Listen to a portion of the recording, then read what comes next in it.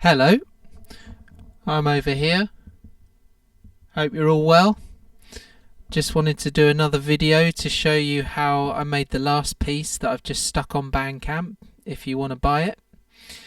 It's called Fried in the Fields. No idea. I did feel a bit fried at the time because I've just been out gigging constantly lately. And it's got a field recording, so I'm guessing that's where the connection came from.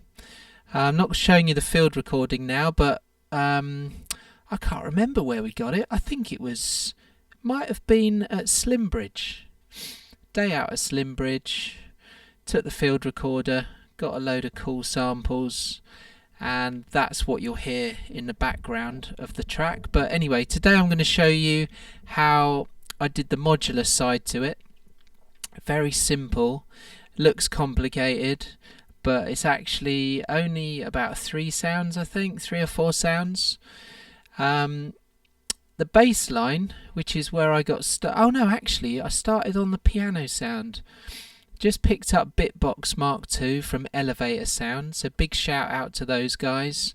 I've had one before, never really got on with it, but I've realised if I want to do sampling and granular and slicing of samples and then triggering them, with LFOs and stuff, Bitbox so far seems to be the way to go. There's other options, but it's pretty much a basic way of how I work in Ableton anyway, so I thought I'd go with that. Anyway, it started off with just one piano hit, and then I got stuck into the granular mode, and we ended up with this.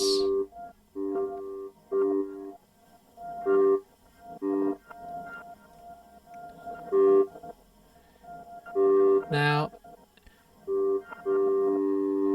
that is actually the result of it going through the Instruo R bar. If I turn this up,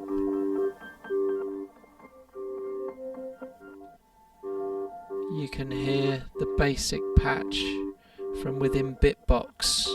So let's turn down the wet.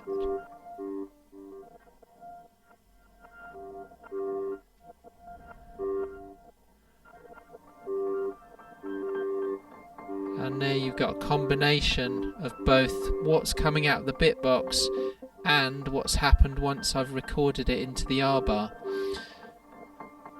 Now if I wanted to take out and just hear what the R bar's done, I turn that input down.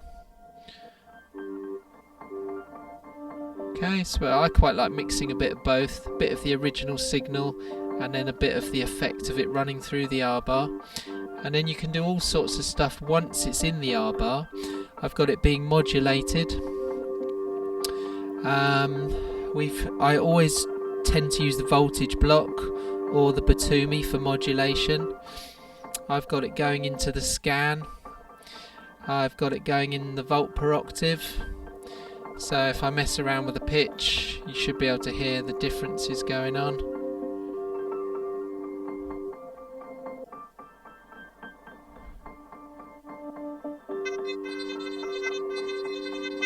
The intensity, the length. So as I'm jamming along, I can be playing with those along with the modulation, playing with it. Get lots of nice different tones and effects. Really cool. So it's a great combo, Bitbox into the Instruo R bar.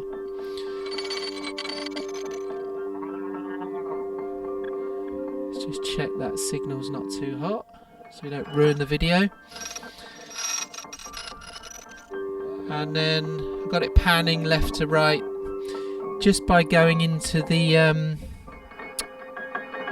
pan section on the WMD performance mixer, and I've got an LFO doing that with a Batumi. Batumi's being clocked by the sequencer, which is clocking the quad clock distributor. So same old setup, but just different effect, different sound source, and yeah, just literally one piano note which was sequenced within the Bitbox to make a little loop, and then into the granular section. Let's have a look. if you can see that. So there's our single piano note. Don't know if you can see that on there. And then going a bit deeper into the bit box. Got the filter, haven't used that this time. ADSR. Nothing changed on there. I've got those all at 100% except the attack. Loop mode's off.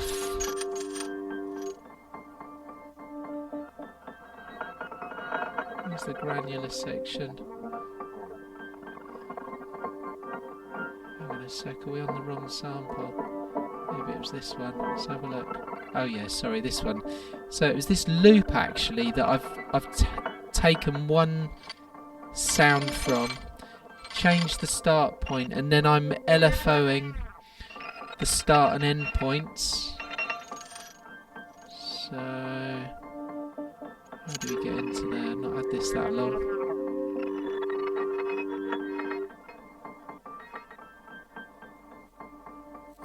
Oh yeah, granular mode's there, look. So I've got a grain count of 2, speed is 39.3%, spread whatever, grain size. You can mess about with all those. So you just chuck a loop in there, find a little bit you like, and then get stuck in with all the settings on the granular section. And then see this, it's this is where you can add external inputs. If I press that, I've gone external 1 in the source section, crank the amount up, and then external 1 is coming from, oh yes, I'm doing volt per octave with the eloquencer. Okay, and then once we've gone in through the instro R bar and messed about with all that, then we're coming out of the instro R bar into the mimeophone. So another source for mangling, delays and reverbs. So if I bring that up,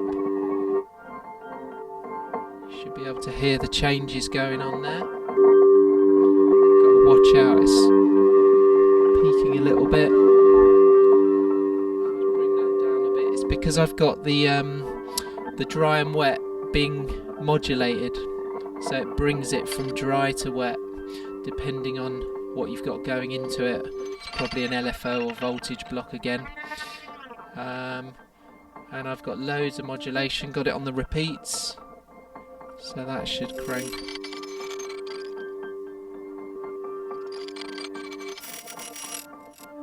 Got the reverb up, the halo section.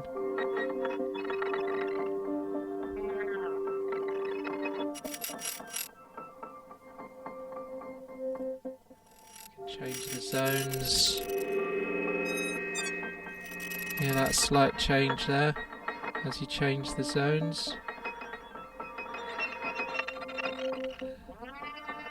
So once you get these patches set up, hit record and then just start playing. That's what I love about it so much. You get a patch and then you're just ready to play, tweak. Okay, so that's the piano sound. Let's bring that down. Let's have a listen to the bass line.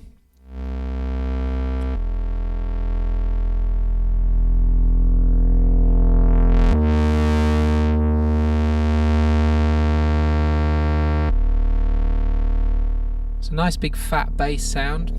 Roland 512 VCO, pulse wave, going into the Morgasmatron filter. So that's the cut-off. So we haven't clipped the video. Lots of things to play with on that one. Octave.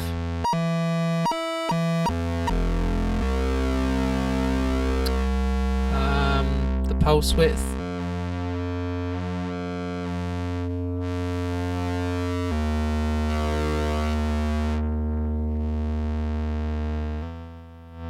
Now to spice that bass line up, I will actually, before we go on to that, let's show how we've done the pitch. I've got voltage block going out of the voltage block into the pulsar. I think it's this one. I've got it. I'm using one of the attenuators. Let's turn that down a sec. Using one of the attenuators on the pulsar, because otherwise we'd have this. If I bring the attenuator up,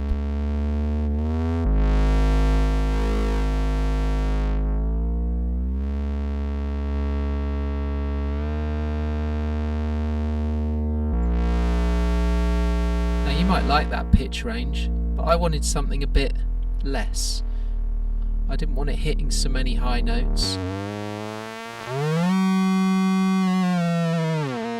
I got quite a simple pattern that I just played in on the voltage block, but even so, I only wanted to hit it to hit a small range.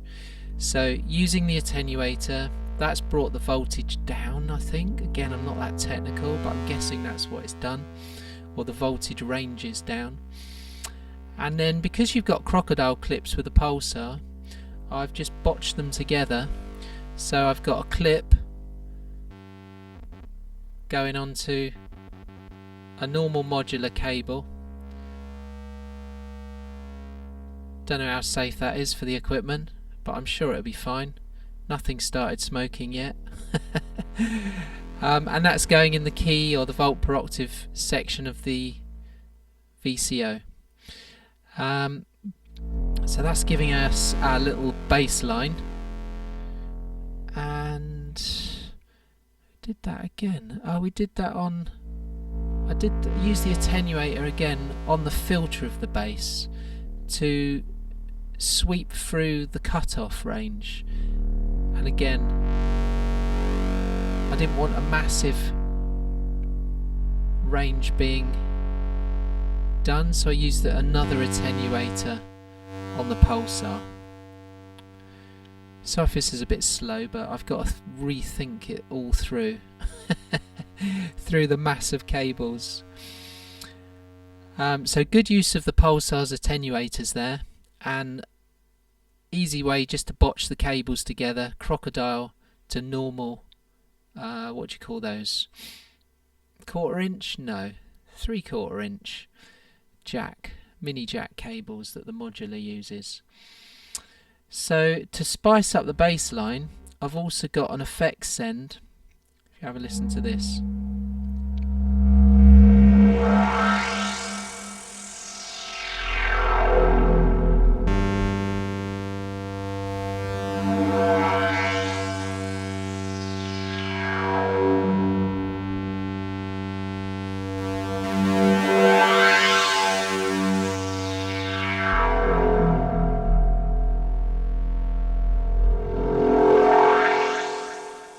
I've created that is to come, let's think, what did we do? We went, let's see where we've got that. Okay, so we sent it out to the plasma drive. So that's a distortion unit. And then we came out of the plasma drive into its own filter, use ripples, so we can control the tone of the distortion that's being created. And then we've got Batumi sweeping through the cutoff on that distortion. Let's have another listen. So if we take that out, that's with no modulation, but obviously I can do it with my hand. But if I want to free up my hands, that'll do it for me. And we're using the bandpass filter on ripples, and we're coming out of ripples into the herb verb. So we basically got distortion, filter, reverb. And then out of the reverb, I think we're going into the delay then. Yeah, into the Dreadbox Echo. And that's a really nice. So then I just send the bass line out to that bus.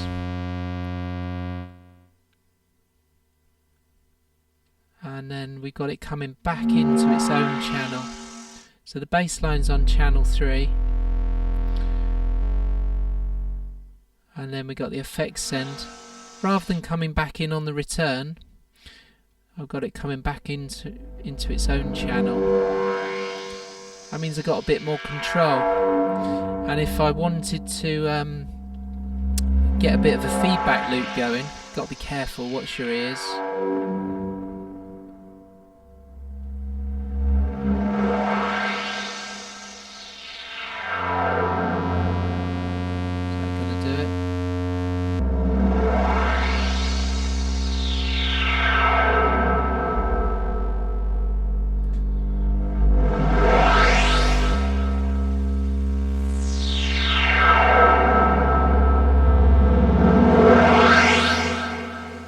Typical, it's not doing it now. Maybe a little bit. Yeah, here it's starting to feed back a bit. So you want to watch your gear and your ears when you're playing around with that, but you can get some nice crazy effects doing that. So what we covered, we got this one for a bit of a melodic higher pattern. Got the bass line with its effects send. So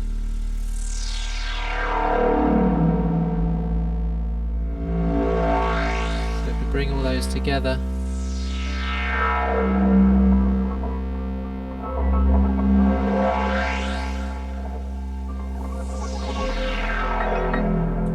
start tweaking.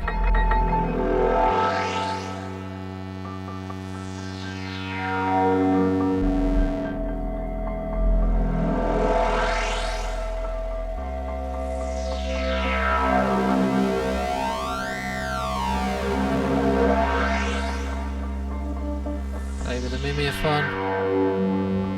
I'll be careful because it's already being modulated. Whoa.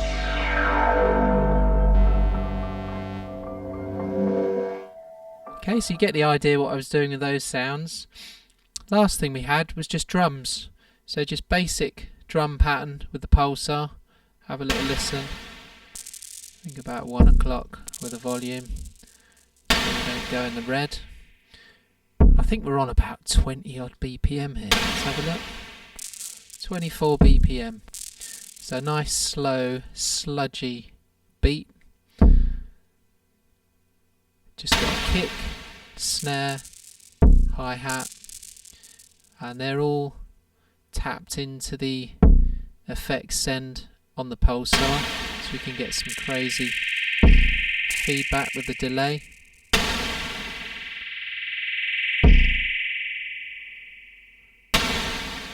Got the release right up on the kit, on the snare and the hat. And then obviously you can be tweaking the pulsar. I mean, when you're doing a live set, there's only so much you can do with 2 hands.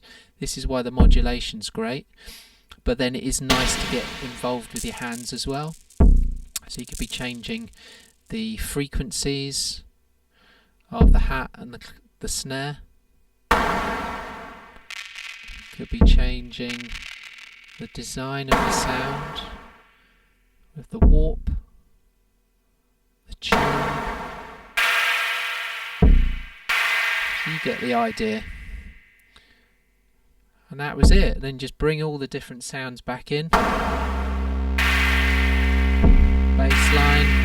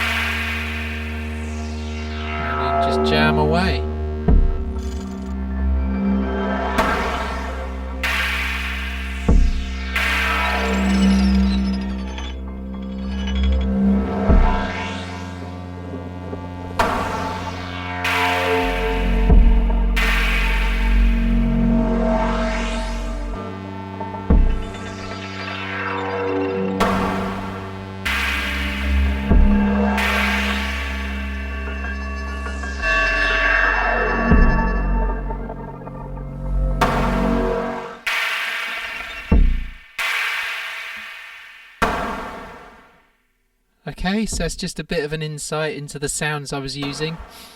Only thing that we haven't got in there is the field recording that I added after to the stereo recording of the modular jam. And I think what did I do? I probably cut off a bit of low end on the field recording because it was really windy that day, so it was loads of wind. I quite liked the wind sound, but just didn't want all the low end rumble. Oh, we still got that coming through on the send. And the other thing I forgot to tell you is with the morphogene. It's still coming through. There we go. On the morphogene, I recorded a snippet of that piano sound going into the arbor, into the mimeophone, and then into the morphogene.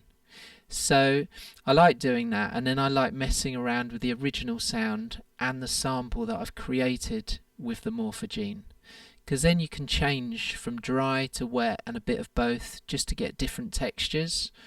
And I've got the morphogene clocked with the quad clock as well. Alright guys, so I hope that's given you some ideas, or just maybe it's interesting just how to set a patch up. And it just shows you don't actually need that many sounds to get a lot of different textures. There's the phone going. Nice little added texture there in the background. And see, I love all that sort of stuff. I don't mind if someone comes in on a jam. I love all the sounds going on in life around me, so I don't mind incorporating all that. I think it adds interesting textures again to your recordings. So yeah, love all that stuff. Chuck it all in. Alright guys, don't forget to like, comment and subscribe if you find this useful. I love hearing feedback, love hearing what you guys are up to with your sound designs. So yeah, take it easy, have fun guys, see you later.